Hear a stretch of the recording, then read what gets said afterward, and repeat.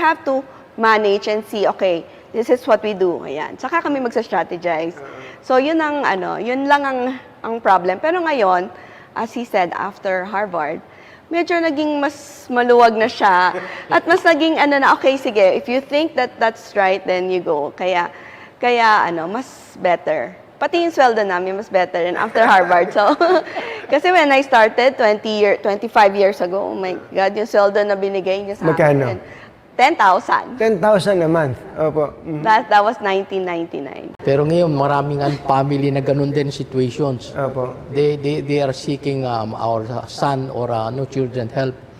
How do we convince the older generations to Opo. keep up para at least they could thrive? So, hindi po kayo nagsisisi na ibinigay nyo na kay Michelle yung CEO position? Actually, masarap ang buhay ko ngayon. Opo. I go to the office Tuesday and Thursday. O yun lang. Tapos consultations with technical dun sa Zamboanga. Opo. Yun lang. And most of the time, kasama ko ng mga apo. Opo.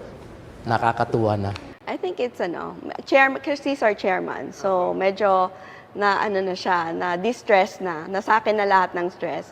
Pero it's nice to see him kasi mas relax siya, mas hindi siya nagagalit. You know, pag may problema, kami na nagsosolve. Kaya kaya na nila eh. Opo. You could see, pag hindi nila kaya, papasukan ko. Pero kaya nila, so why go there? Kaya nila ang problema so to solve the problem. Doon po sa mga nag-uumpisa pa lang ng hanap ng negosyo, especially yung mga katulad naming, middle age ba ako? 50 anyos, hindi 50 anyos, lampas na pala. Ano pong i-advise niyo sa, siguro yung pong tungkol sa pagninegosyo, briefly? Okay, I have seen a lot of families na very aggressive. One project, hindi pa tatatapos, iba na naman papasokan, iba naman papasokan. Wala sa focus. Pag walang focus and you're doing so many things, kalat yan, mahihirapan ka. That's why for me, fishing, 10 years, dire-diretso yan. 10 years, alam mo yung kotse ko, Toyota Corolla. Hanggang 10 years, Toyota Corolla pa rin ako. Ganun katipid. Pero at least, yun nga, focus. At pagtitipid lahat para at least kung come raining time, mayroon kang pundo.